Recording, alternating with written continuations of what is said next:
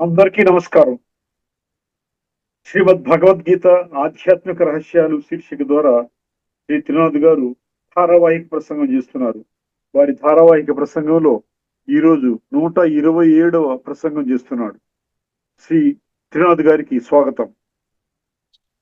నమస్కారం. శ్రీమద్ భగవద్గీత ఆధ్యాత్మిక రహస్యాలు ఈ యొక్క కార్యక్రమాన్ని వీక్షిస్తున్నటువంటి సోదర సోదరిమణులు, ముఖ్యంగా గీతా ప్రేమికులు, అందులోనూ తత్వాభిలాషులు వారందరికీ కూడా నమస్సుమాంజలి. శ్రీమద్ భగవద్గీత ఆధ్యాత్మిక రహస్యాలు తెలుసుకోవడం వలన ఒక అద్భుతమైన విషయం మనకి చాలా కుండబద్దలు కొట్టినట్టుగా స్పష్టమవుతుందండి. భగవంతుడు అనేక శ్లోకాలలో సమదర్శిన అనే పదం వాడాడు. ఇంకేమడిగాడండి? ఇంకేం వాడటం జరిగింది? సమదర్శిన అనే కాకుండా నేను విశ్వాత్మలందరికీ తండ్రిని అని అన్నాడు. పితా అహమస్య జగత. ఇదే విషయాన్ని సత్యాన్వేషకులైనటువంటి అర్జునుడు ఏమన్నారండి? పితాసి లోకస్య చరాచరస్య. సమానము అన్న విషయాన్ని మనం అర్థం చేసుకుంటే అసలు ఎటువంటి సమస్యలు ఉండవండి. ఇది ఒక హయ్యెస్ట్ ఆధ్యాత్మిక ఫిలాసఫీ అన్నమాట. భగవంతుడు మనకి స్పష్టం చేస్తున్న విషయము ఏమిటండి? హయ్యెస్ట్ ఆధ్యాత్మిక ఫిలాసఫీ. ఎందుకంటే నేను విశ్వాత్మలందరికీ తండ్రిని అన్నప్పుడు అదే విషయాన్ని నిరూపించడానికే కదండి మిగతా శ్లోకాలన్నీ కూడా ఉండాలి. అదే విషయాన్ని నిరూపించాలి. కేవలం ఒక స్టేట్మెంట్ ఇచ్చి ప్రపంచంలో ఉన్న 850 కోట్ల మంది వాళ్ళ మూలస్వరూపంలో ఆత్మలు, వారి యొక్క తండ్రిని నేను పరమాత్మ అనేసి ఊరుకున్నాడు అనుకోండి, దానివల్ల ఉపయోగం ఏంటి? ఈ యొక్క స్టేట్మెంట్, ఈ సమదర్శన అన్న స్టేట్మెంట్ ఉంటే మనకి 4 నినాదాలు బయటకు వచ్చాయండి. 4 నినాదాలు హిందూ ధర్మంలో. 4 నినాదాలు హిందూ ధర్మం అనండి, లేకపోతే సనాతన ధర్మం అనండి, 4 నినాదాలు, దైవీ నినాదాలు ఉద్భవించాయి. ఏమిటండి ఆ నినాదాలు? సర్వే జనాః సుఖినో భవంతు. వాళ్ళు మనందరం ఒప్పుకుంటున్నాం కదా, సర్వుల సుఖాన్ని నేను కోరుకుంటాను. లోకాః సమస్తా సుఖినో భవంతు. లోకములో అంటే అర్థం ఏంటి? లోకం అంటే అందరూ కూడా కదా, అన్ని కులాల వాళ్ళు, జాతుల వాళ్ళు, రంగులు, రూపులు, వర్గము, భాష, దేశము, ఉన్నవాడు, లేనివాడు, నల్లవాడు, తెల్లవాడు, బీదవాడు, గొప్పవాడు, అన్ని అందరూ కూడా అదే కదా లోకం అంటే. లోకాః సమస్త సుఖినోభవం. ఇక్కడి నుండే వచ్చింది. ఒక తండ్రి పిల్లలము కాబట్టి సర్వమానవ సౌభ్రాతృత్వము, సర్వమానవ సోదర భావము, యూనివర్సల్ బ్రదర్హుడ్, వసుదైవ కుటుంబకము. ఈ 4 నినాదాలు ఇక్కడి నుంచి ఉన్నాయి.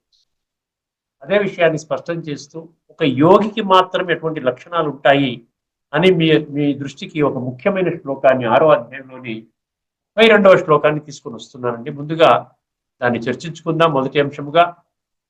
రెండవ అంశముగా మనం త్రిగుణాలకు అతీతంగా ఉన్నటువంటి మనుషుల యొక్క లక్షణం ఏమిటి, ఏ విధంగా అతీతంగా అవ్వాలి, వారి యొక్క నడవడిక ఎలాగుంటుంది ప్రపంచంలో, ఆ విషయాన్ని తెలియజేసే విషయాన్ని మనం తెలుసుకుందాం రెండవ అంశంగా. ముందుగా 6వ అధ్యాయంలోని 32వ శ్లోకాన్ని కాస్త వినండి. ఆత్మౌపమ్యేన సర్వత్ర సమం పశ్యతి అర్జున. ఆత్మౌపమ్యేన సర్వత్ర సమం పశ్యతి అర్జున. సుఖం వా యది వా దుఃఖం స యోగి పరమో మతః అన్నాడు. ఆఖరి పంక్తి ఏంటంటే స యోగి పరమో మతః.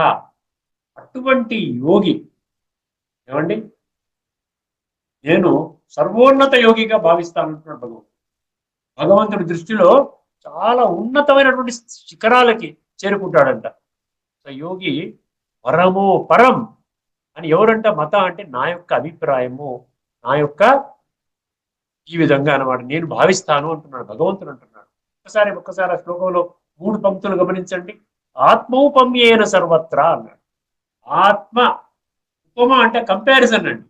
ఆత్మ ఉపమ అంటే నేను ఆత్మని, నేను ఆత్మని అన్న సంగతి అర్థం చేసుకొని నేను అటువంటి స్థితిలో ఉండడానికి అభ్యాసం చేసి, అంటే ఆత్మ అనుభూతి పొందుతూ, ఆత్మ అనుభవం చేసుకుంటూ, ఆత్మలో ఉన్న దివ్యత్వాన్ని, తేజస్సుని అనుభవం చేసుకుంటూ, ఆ స్థితికి వచ్చినటువంటి యోగి మాత్రమే ఏం చేస్తాడు? ఇతరులను కూడా అదే విధంగా చూస్తాడు.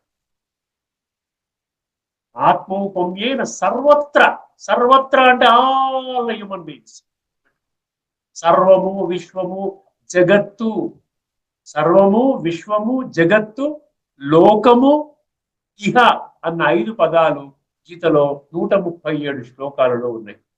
అర్థమైందండి? 137 శ్లోకాల్లో నేను ఏ ఒక్క ధర్మానికి చెందిన వారికి భగవంతుడిని ఆత్మౌపమ్యేన సర్వత్ర సమం పశ్యతి అర్జున అంటే నేను ఆత్మని బాగా ఆ సత్యాన్ని గ్రహించి అదే సత్యాన్ని మనము ఆత్మిక స్థితిలోకి రావడానికి అభ్యాసము ద్వారా ఆ విధంగా ఆత్మ అనుభూతి చేసుకునే స్థితికి వచ్చినటువంటి యోగి ఏమంటే అందరిలో కూడా ఆత్మనే చూస్తాడు అంటున్నాడు.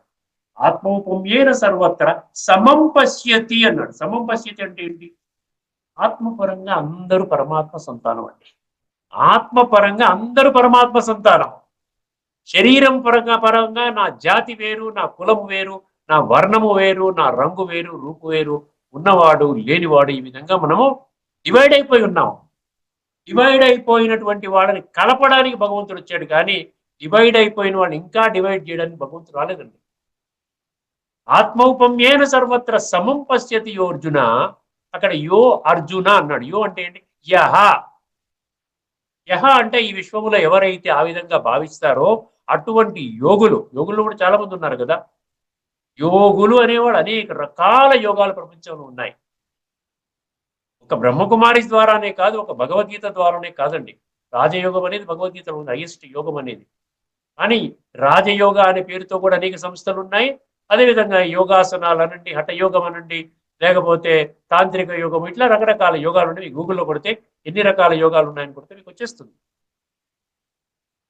ఇక్కడ భగవంతుడు ఏం చెప్తున్నాడు? యోగి అనేవాడు స్వయాన్ని ఆత్మగా అనుభవం చేసుకుని, ఆ అనుభూతి చేసుకుని, ఆ దివ్యత్వాన్ని డివినిటీని అనుభూతి చేసుకున్నటువంటి స్థాయి దాకా రావడానికి అభ్యాసం చేయాలి. అటువంటి వాడు అందరిలో కూడా అటువంటి దివ్యత్వాన్ని చూస్తాడు. సమం పశ్యతి యో అర్జున. యో అంటే యహ, అర్జున. యహ అంటే ఎవరైతే ఆ విధంగా చూస్తారో. అర్థమైందండి? ఏమండి? ఆత్మౌపమ్యేన సర్వత్ర సమం పశ్యతి యో అర్జున. మళ్ళీ ఇక్కడ ఏమన్నాడు? 3వ పంక్తి చూడండి. సుఖం వా యదివా దుఃఖం అన్నాడు. సుఖం వా యదివా దుఃఖం అంటే ఏంటి? ఎందుకు వచ్చింది? సుఖ దుఃఖాలు ఎందుకు వచ్చింది అక్కడ? అంటే ఎవరైనా కూడా సుఖములో ఉన్నా కూడా అక్కడ ఆ యోగి అనేవాడు అతన్ని ఆ విధంగానే ఒక ఆత్మగానే చూస్తాడు. ఆ విధంగానే ఆయనకి తను ఇవ్వవలసినటువంటి సహకారము, సహయోగాన్ని అందిస్తాడు.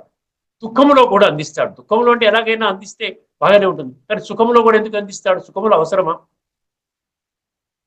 ఇక్కడ మామూలుగా మనం యోగం అనుకుంటే ఏంటంటే ఆత్మ అనుకుని పరమాత్మ స్మృతి చేయండి, అలా కూర్చొని మెడిటేషన్ చేసుకుంటా కూర్చోండి అంటుంటే ఇంకా ప్రపంచంతో మీరు డిస్కనెక్ట్ అయినట్టే కదా. ఇక్కడ ప్రపంచంతో డిస్కనెక్ట్ అవ్వమని చెప్పడం లేదు. నీ యొక్క యోగం అనేది ప్రపంచంలో ఉన్నటువంటి విశ్వాత్మలందరూ కూడా పరమాత్మ సంతానము. వారు కూడా వారి యొక్క మూల స్వరూపంలో ఆత్మలు. వారందరూ మీరు పరమాత్మ సంతానము కాబట్టి మీరు సోదరులు. సర్వమానవ సౌభ్రాతృత్వం అనేది ఇక్కడి నుంచే వచ్చింది. ఈ విషయాన్ని అర్థం చేసుకుంటే అప్పుడు ఏమవుతుందండి? ఈ విషయాన్ని అర్థం చేసుకున్నప్పుడు మనకి ఏమవుతుందంటే అవతల వాళ్ళ పట్ల దయాభావన కలుగుతుంది, కరుణాభావన కలుగుతుంది. మెర్సీ, కంపాషన్ అంటారు చూసారా? అక్కడ ఎంపతి అనే పదం వాడారండి. ఇంగ్లీష్ పుస్తకాల్లో నేను గమనిస్తే ఎంపతి అనే పదం వాడారు. ఎంపతికి సింపతికి ఏమన్నా తేడా ఉందా? సింపతి అంటే ఏం చేస్తామంటే ఎవరన్నా కష్టాల్లో ఉన్నారు, ఏదో అయిపోయింది అనుకోండి, ఇప్పుడు అయ్యో పాపం అంటూ వదిలేస్తాం. కానీ ఎంపతిలో ఏంటంటే మనము కూడా అటువంటి పరిస్థితిలో ఉన్నప్పుడు నేనే విధంగా ఫీల్ అవుతాను. అర్థమైందండి? అటువంటి భావన ఇతరులకు కూడా కష్టము నష్టము జరిగినప్పుడు అటువంటి ఫీలింగ్ లోకి రావడం, stepping in to the shoes of others అనమాట. అప్పుడు ఏమవుతుంది? మన యొక్క సహకారము, సహయోగము ఇంకా కొంచెం హయ్యర్ లెవెల్లో ఉంటుంది, వారికి సహాయకారిగా ఉండే విధంగా ఉంటుంది. అందుకని ఇక్కడ సుఖము కానీ దుఃఖము కానీ, ఇంకొకటి సుఖం అంటే భౌతిక ప్రపంచంలో సుఖము కానీ దుఃఖము కానీ ఇది టెంపరరీ అన్న సంగతి తెలియదండి వాళ్ళకి. భౌతికంగా ఉన్నటువంటి వాళ్ళు ఈ ఆధ్యాత్మిక దృష్టికోణంలో అర్థం చేసుకోకుండా కేవలం భౌతిక తత్వంతోనే దేహ భ్రాంతిలోనే, దేహం అనే భ్రమలోనే జీవితాలను గడిపే వాళ్ళు ఏంటి మామూలుగా సుఖం అంటే ఈ యొక్క ఇంద్రియ సుఖం అనుకుంటున్నారు. దుఃఖం అంటే మామూలుగా ఆ విధంగా వచ్చే పర్మనెంట్ గా దుఃఖం అనుకుంటున్నారు. వాళ్ళు బాధల్లో ఉన్నారు. అందుకని ఇటువంటి యోగి సుఖం వా ఎదివా దుఃఖం ఎందుకన్నాడంటే అటువంటి పరిస్థితిలో కూడా యోగి అనేవాడు అటువంటి శుభ భావన పెట్టుకుంటూ వారికి కూడా అరే వీరు కూడా పరమాత్మ సంతానము కదా, కానీ వీరు తండ్రిని గుర్తించలేదు, నేను గుర్తించాను, వాళ్ళు కూడా గుర్తించుకునే విధంగా నేను సహయోగాన్ని అందిస్తాను. ఎదివా ఎది సుఖం వా ఎదివా దుఃఖం అంటే అదనమాట. దుఃఖంలో ఉన్నప్పుడు సుఖంలో ఉన్న దుఃఖంలో ఉన్నప్పుడు వెళ్తాడు, వీళ్ళు ఏం చెప్తాడు, ఇదంతా దుఃఖం అనేది ఇదా శాశ్వతం కాదండి, ఇది పర్మనెంట్ గా మీకు దుఃఖం ఉండేది కాదు, ఈ విధంగా జీవితం అంటే సుఖ దుఃఖాల కలయిక, ఇవన్నీ వెళ్ళిపోతాయి, దుఃఖం తర్వాత సుఖం వస్తుంది, సుఖం తర్వాత దుఃఖం వస్తుంది, అందువల్ల మీరు చెల్లించక్కర్లేని ఆధ్యాత్మిక జ్ఞాన కోణంలో వాళ్ళని కాస్త వాళ్ళకి ఆంతరిక శక్తిని ఇవ్వడానికి ప్రయత్నం చేస్తాడు ఆ యోగి అన్నమాట. అందుకనే అక్కడ సుఖం వా ఎదివా దుఃఖం అని అన్నాడు. అటువంటి వాడు సయోగి పరమో మతమా. ఎంతైనా చెప్పుకోవచ్చు, ఒక్కొక్క శ్లోకం మీద గంటల కొద్దీ చెప్పుకోవచ్చు. అర్థమైంది. ఇక్కడ సారములో ఏంటంటున్నాడు, ఆత్మోపన్యైన సర్వత్రా అంటే ఆత్మ అనుభవం చేస్తున్నటువంటి యోగి యొక్క ప్రాథమిక లక్షణం ఏంటంటే కేవలం సైలెంట్ లో మెడిటేషన్ కూర్చొని ప్రపంచంతో సంబంధం లేకుండా ఎవరు ఏ విధంగా పోయినా నేను మాత్రము పరమాత్మతో మెడిటేషన్ చేసుకుంటున్నాను, దివ్య గుణాలు తీసుకుంటున్నాను, దివ్య శక్తులతో ఉన్నాను, అద్భుతమైనటువంటి జీవితాన్ని గడుపుతున్నాను అని ఊరుకోవటం కాదండి. ప్రపంచముతో కలవాలి, ప్రపంచములో ఉన్నటువంటి వ్యక్తులతో కూడా వాళ్ళకు కూడా ఈ యొక్క ప్రేమని, ఈ యొక్క పవిత్రతని, ఈ దివ్యత్వాన్ని, ఈ తేజస్సుని వారికి కూడా పంచాలి. పంచడానికేనండి ఇవ్వడం, భగవంతుడితో తీసుకోవడం దేనికి, ఇతరులకు పంచడం కొరకే ఉన్నది. యూనివర్సల్ లవ్ అని అంటారు చూసారా, అందుకే అది ఎప్పుడు వస్తుంది తెలుసా, యూనివర్సల్ లవ్ అనేది ఎప్పుడు అనుభూతి చేస్తారు ఒక్కసారి ఆలోచించండి. ఆత్మిక స్థితిలో ఉన్నప్పుడే మీరు అనుభవం చేస్తారు. మిమ్మల్ని మీరు ఆత్మోపమ్య అని అన్నాడు కదా, మిమ్మల్ని మీరు ఆత్మగా అనుభవం చేసినప్పుడు ఆటోమేటిక్గా ఇతరులు కూడా ఆత్మలు అన్న సంగతి మీకు అర్థమవుతుంది.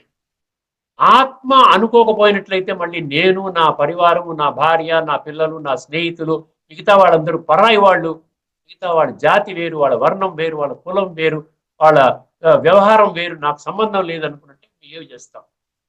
అందుకనే చూసారు SOUL అనే పదం చూడండి ఒకసారి, దాన్ని అర్థం చేసుకోండి.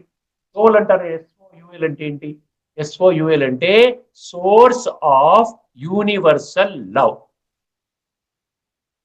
విశ్వవ్యాప్తంగా ప్రపంచంలో ఉన్న అందరికీ కూడా ప్రేమను పంచడానికి ఒకే ఒక్క శక్తి మనకు భగవంతుడు ఇచ్చాడు, ఆత్మ యొక్క అనుభూతి, ఆత్మ యొక్క అనుభవం. ఆత్మలో ఉన్న దివ్యత్వం అందరిలో కూడా నేను తీసుకొస్తాను, ఎందుకంటే నాలో దివ్యత్వాన్ని నేను టేస్ట్ చేసి ఎంజాయ్ చేస్తున్నాను కదా, అరే వాళ్ళు ఆత్మానుభవం లేక బాధపడుతున్నారు, నేను వారిలో కూడా దివ్యత్వాన్ని రగిలిస్తాను, ఆత్మ అనుభూతి చేయిస్తాను, ఆత్మ యొక్క జ్ఞానం ఇవ్వడం ద్వారా అని చెప్పి ఆ విధంగా అనమాట. అందుకని ఈ యొక్క శ్లోకం ద్వారా పరమాత్మ ఏమంటున్నాడు, ఈ విధముగా చేసినటువంటి యోగి నాకు నా హృదయంలో కూర్చుంటాడు, ఉన్నత శిఖరంలో హయ్యెస్ట్ యోగిగా నేను భావిస్తాను అంటున్నాడు. ఒకసారి గీతలో ఏం చెప్పారో 6వ అధ్యాయం 32వ శ్లోకం గమనించండి. ఓ అర్జున, వినండి 6:32. ఓ అర్జున, సర్వ ప్రాణులను తనవలే, సర్వ ప్రాణులను తనవలే తనతో సమానముగా చూచువాడును, సుఖమును గాని దుఃఖమును గాని సమముగా చూచువాడును, అంటే ఇతరుల సుఖ దుఃఖములను తన సుఖ దుఃఖములుగా భావించువాడును. ఎంపతి అని చెప్పేది చూసారా, అదనమాట. అర్థమైంది. సింపతి అంటే ఓకే, సారీ అండి, అయ్యో పాపం అండి, భగవంతుని నేను ప్రార్థిస్తానండి మీకు అంతా మంచి జరగాలని, ఇది సింపతి. మనం ఏం చెయ్యం, డిస్టెన్స్ లో ఉండి ఆ విధంగా వాళ్ళు బాధపడుతుంటే మనం చూసి కాస్త అయ్యో పాపం అనుకుంటూ వెళ్ళిపోతాం. కానీ ఎంపతిలో ఏం చేస్తామంటే కొద్దిగా మనం అరే నేను కూడా రేపు మొన్న అదే పరిస్థితిలో ఉన్నాను కదా, ఎవరో వచ్చి నాకు సహాయం చేశారు, ఇప్పుడు ఈ రోజున అటువంటి వ్యక్తి అదే పరిస్థితిలో ఉన్నాడు, నేను సహాయం చేయాలి కదా అంటే ఆ విధంగా కనెక్ట్ అవుతాడు, సోల్ టు సోల్ కనెక్ట్ అయ్యి ఈ will try to do his best అనమాట. ఎవరినన్నా ఒకరికి ఏమైనా సహాయం చేయాలంటే మన ఆస్తి ఇవ్వక్కర్లేదు, మన డబ్బు ఇవ్వక్కర్లేదండి, కాస్త మాట సహాయం చేయొచ్చు, కాస్త ఏదైనా వీలవుతే ఎవరైనా యాక్సిడెంట్లో పడిపోతే కాస్త మీ దగ్గర వాటర్ బాటిల్ ఉంటే వాళ్ళ నోట్లో వాటర్ పోయొచ్చును, లేకపోతే ఒక అంబులెన్స్ ఫోన్ చేసి వారిని ఆసుపత్రికి పంపించవచ్చును, ఎన్నో పనులు చేయొచ్చండి. రూపాయి ఖర్చు లేకుండా భగవంతుడి నుంచి మనం ఆశీర్వాదాలు పొందవచ్చు అనమాట. ఇతరుల సుఖదుఖములను తన సుఖదుఖములుగా భావించువాడును అయిన యోగి పరమ శ్రేష్ఠుడు. ఇప్పుడు మనం ఏం చేద్దామంటే 2వ అంశంలోకి వచ్చేద్దాం. 2వ అంశంలో లాస్ట్ ఎపిసోడ్ లో, మన గత ఎపిసోడ్ లో ఒక అర్జునుడు ఒక వింత ప్రశ్న వేశాడు, విచిత్రమైన ప్రశ్న, అద్భుతమైన ప్రశ్న, విచిత్రమైన ప్రశ్న, వింత ప్రశ్న కాదు, అద్భుతమైన ప్రశ్న వేశాడు. మనం అందరం కూడా తెలుసుకోవాలి, అర్జునుడు అంటే మన రిప్రజెంటేటివ్. మనలో ఒకరే వేశారు అనమాట ప్రశ్న. ఏం ప్రశ్న వేశారు? అదే శ్లోకం అండి, 14వ అధ్యాయంలోని 21వ శ్లోకంలో ప్రశ్న. ఒకసారి ఆ ప్రశ్న ఉన్నటువంటి శ్లోకాన్ని ఒకసారి మనం పునః ఒకసారి పరిశీలిద్దామండి. కైర్లింగై త్రీన్ గుణానీతాన్ అతీతో భవతి ప్రభో అన్న. ఏమంటే 3 గుణాలు దాటినటువంటి వాడి యొక్క లక్షణాలు ఏమిటి? First question. కిమాచార కథం చైతాన్, వారి యొక్క ఆచరణ వ్యవహారం ఎలాగుంటుంది? రెండవ ప్రశ్న. అదేవిధంగా ఏమన్నాడు? త్రీన్ గుణాన్ అతివర్తతే, అంటే ఈ 3 గుణాలను దాటినటువంటి వ్యక్తి ఏ విధంగా ఉంటాడు? అదే దాటిన వ్యక్తి అంటే త్రిగుణాతీత స్థితికి చేరినటువంటి వ్యక్తి ఏ విధంగా ఉంటారు? వారి లక్షణాలు ఏంటి? ఈ 3 ప్రశ్నలకి సమాధానం భగవంతుడు 6 శ్లోకాల్లో ఇస్తున్నాడు. ఇప్పుడు ఒక శ్లోకాన్ని మనం ఈ ఎపిసోడ్లో మనం చర్చించుకుందాం. తదుపరి ఎపిసోడ్లో రెండు చెప్పున ఒక 2-3 ఎపిసోడ్స్లో కంప్లీట్ చేసుకుని ఈ యొక్క గుణాతీతుడు త్రిగుణ భగవంతుడు ఒక్కరే త్రిగుణాతీతుడు అన్న అంశాన్ని మనం ముగించుకొని కొత్త అంశాన్ని ప్రారంభించుకుందాం. ఒకసారి జాగ్రత్తగా గమనించండి. మనం 14వ అధ్యాయంలోని 22వ శ్లోకములో ప్రథమముగా త్రిగుణాతీతుడు యొక్క లక్షణాలు చెప్తున్నాడు. అసలు త్రిగుణాతీతుడు ఏం తెలియాలి కదా మనకి. అటువంటి వాడు ఏ విధంగా ఉంటాడు అన్న సంగతి చెప్తున్నాడు. వాడికి ఉండే లక్షణాలు చెప్తున్నాడు. ఏమిటంటే ఒక్కసారి 14:22 రాసుకోండి. ప్రకాశం చ ప్రవృత్తిం చ మోహమేవ చ పాండవ, ప్రకాశం చ ప్రవృత్తిం చ మోహమేవ చ పాండవ. చాలా శ్రద్ధగా వినండి, ఎందుకంటే ఇది చాలా సీరియస్ సబ్జెక్ట్ అండి.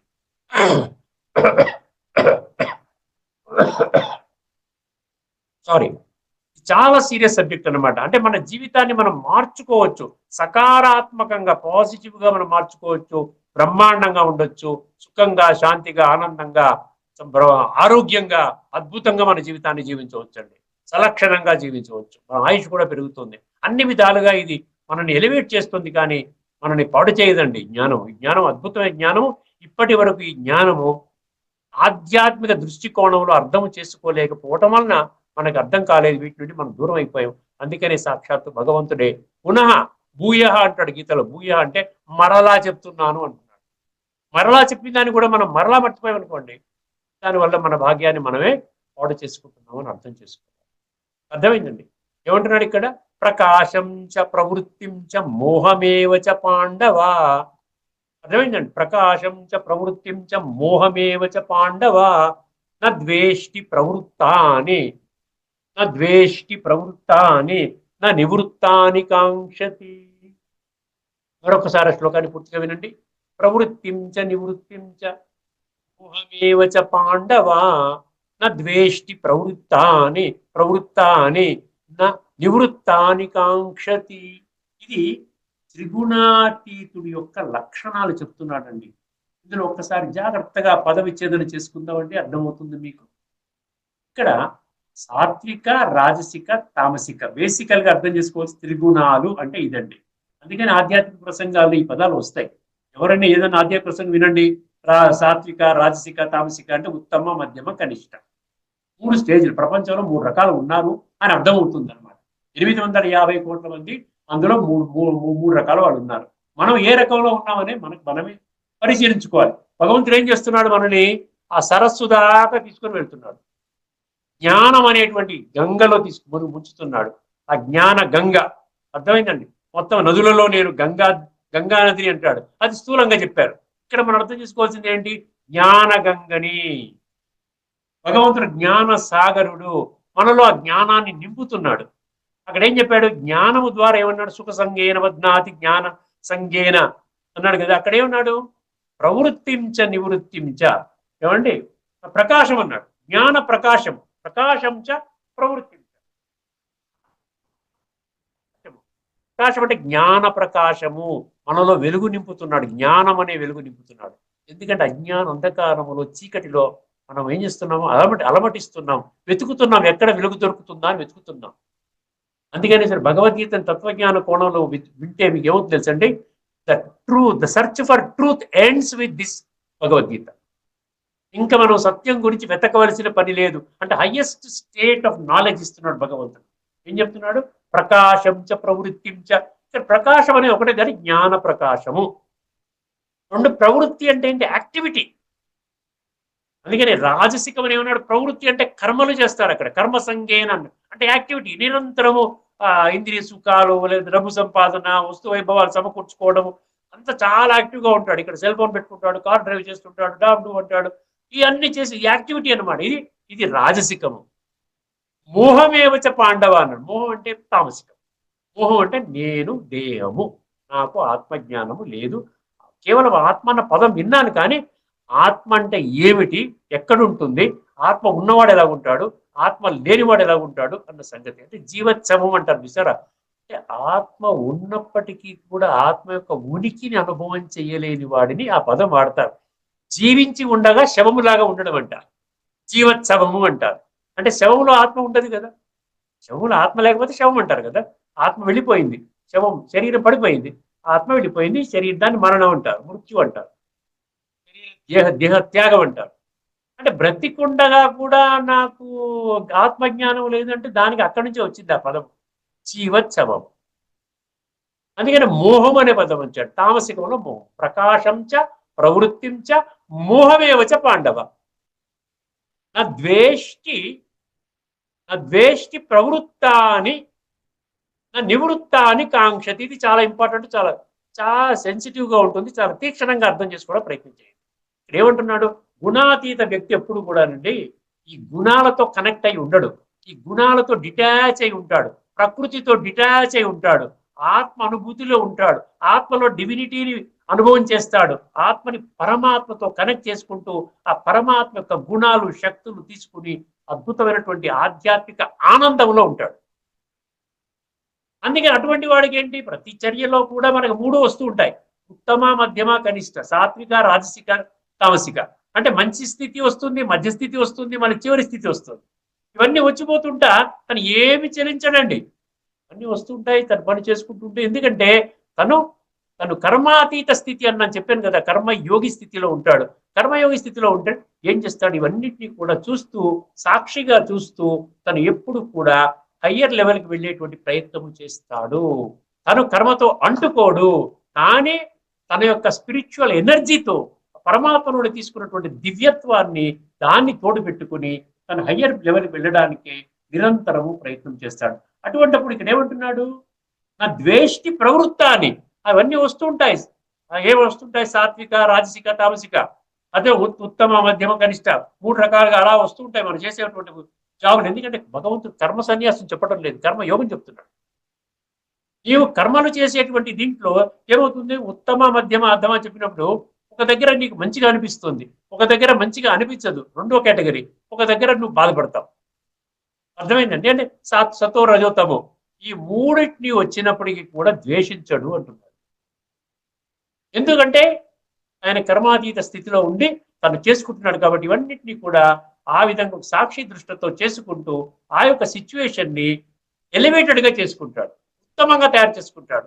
ఆత్మలో ఉన్న కుళ్ళుని కడిగే విధంగా, ఆత్మలో ఉన్న సంస్కార పరివర్తన చేసుకునే విధంగా తను ఆ విధంగా మలుచుకునే శక్తి ఎప్పుడు వస్తుంది, బికాస్ ఆత్మిక స్థితిలో ఉండి పరమాత్మతో కనెక్ట్ అయి ఉన్నాడు.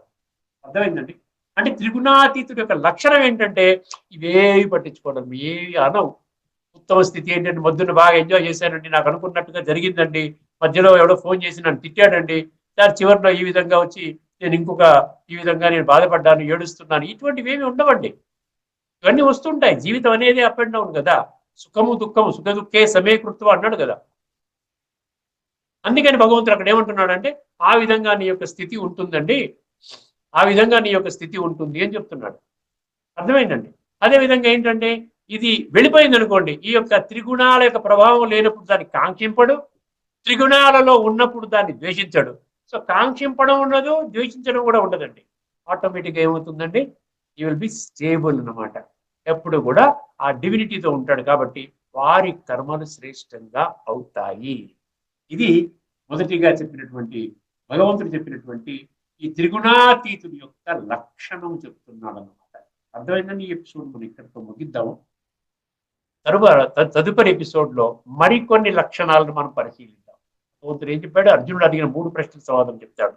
ఒకటి త్రిగుణాతీతుడి యొక్క లక్షణాలు ఏమిటి, త్రిగుణాతీత లక్షణం కూడా చెప్పాడు. ఏం చెప్పాడు, ప్రవృత్తాన్ని నా ద్వేష్టి ప్రవృత్తాన్ని నా నివృత్తాన్ని కాంక్షతి అని చెప్పాడు. అర్థమైందండి. ఏ విధంగా, ప్రకాశం ప్రవృత్తి మరియు మోహము, ఈ మూడు ఉత్తమ మధ్యమ అధమ సత్వ రజో తమో వచ్చినప్పటికి కూడా ఎటువంటి చలనము లేకుండా స్టేబుల్ గా స్థిరంగా ఉండి ఆ దివ్యత్వంతో పాటుగా తన యొక్క కర్మాన్ని శ్రేష్టంగా మలుచుకుంటాడు. ఒక్కసారి భగవద్గీతలో ఉన్న పుస్తకం ఏం చెప్పిందో ఈ శ్లోకం గురించి చెప్పుకొని ఈ ఎపిసోడ్ మనం ముగిద్దామండి. తర్వాత తదుపరి ఎపిసోడ్ లో అర్జునుడు ఏం క్వశ్చన్ అడిగాడండి, అటువంటి నడవడికి ఎలాగుంటుంది వారు ఏమండి, త్రిగుణాతీత స్థితిలో ఉన్న మనుషుల యొక్క వ్యవహారం ఎలాగుంటుంది, అది వ్యవహార శైలి ఎలాగుంటుంది, దాని యొక్క సమాధానం మనం తదుపరి ఎపిసోడ్ లో మనం తెలుసుకుందామండి. తదుపరిగా ఏం చెప్తాడు, త్రిగుణాతీత స్థితిలోకి రావాలంటే నేనేం చెయ్యాలి, అది మూడో ప్రశ్న. దానిని కూడా మనం తెలుసుకుని ఈ యొక్క అంశాన్ని మనం ముగించుకుందామండి. 14వ అధ్యాయంలోని 21వ శ్లోకం అండి. ఎందుకు నేను చెప్తున్నానంటే మీకు యాక్యురేట్ గా అర్థం కావాలి. నేనేదో నాకు తోచినట్టుగా చెప్పడం లేదు, భగవద్గీతలో ఉన్న విషయమే చెప్తున్నాను. అసలు భగవద్గీత అంటేనే 574 శ్లోకాలు శ్రీ భగవాన్ వాచ. అర్థమైందండి. మొత్తం 701 శ్లోకాలు తీసుకున్నట్లయితే ధృతరాష్ట్ర వాచతో ప్రారంభమవుతుంది, ధర్మక్షేత్రే కురుక్షేత్రే ఆ విధంగా ప్రారంభమవుతుంది. తర్వాత సంజయుడు 41 శ్లోకాలు, అర్జునుడు 85 శ్లోకాలు, శ్రీ భగవాను వాచ 574 శ్లోకాలు, ఇది 701. మనం భగవద్గీత గురించి ఎప్పుడు ఏది మాట్లాడుకున్నా, మీరు భగవద్గీత గురించి ఎప్పుడు చర్చించుకున్నా, మీరు ఈ భగవద్గీతలో ఉన్నారా లేదా అనే దానికి మీకు మీరే బేరీజ్ వేసుకోవచ్చు. నేను భగవద్గీత గురించి ఏటువంటి భావనలు కలిగి ఉన్నానో ఆ భావనలు ఏ శ్లోకములో వ్యక్తం చేయబడ్డాయి సరే ఇంకేం అక్కర్లేదండి. అదే మీకు తెలుస్తుంది, మీరు గీతలో ఉన్నారా, గీత దాటి బయట ఉన్నారా అని తెలుస్తుంది. 14వ అధ్యాయంలోని 21 అండి. ఇది చెప్పేసి ఈ యొక్క ఎపిసోడ్ ముగించుకుందాము. ప్రకాశం చెప్ప గురించి శ్రీ భగవానుడు పలికాను, ఓ పాండవ, అర్థమైందండి, సత్వగుణ కార్యరూపమైన ప్రకాశం అంటే సత్వగుణము, రజోగుణ కార్యరూపమైన ప్రవృత్తి యాక్టివిటీ, తమోగుణ కార్యరూపమైన మోహము, ప్రమాదాలస్యము అన్నాడు కదా, నిద్రాలస్య, అందులో మోహం అన్నమాట, దేహభ్రాంతి. తమంతట తామే ఏర్పడినప్పుడు త్రిగుణాతీతుడు ద్వేషింపడు.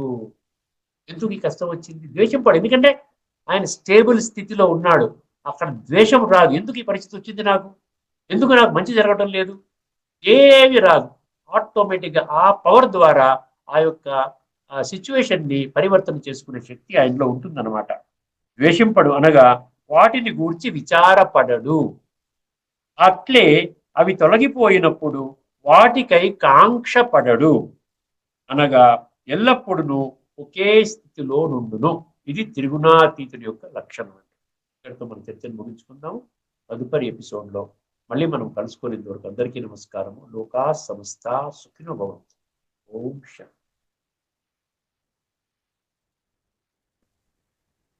శ్రీమద్ భగవద్గీత ఆధ్యాత్మిక రహస్యాలు శీర్షిక ద్వారా శ్రీ త్రినాథ్ గారు రుణాతీత తత్వాన్ని, ఆ తాత్విక విధానంలోని కొన్ని రహస్యాలను విశ్లేషించారు.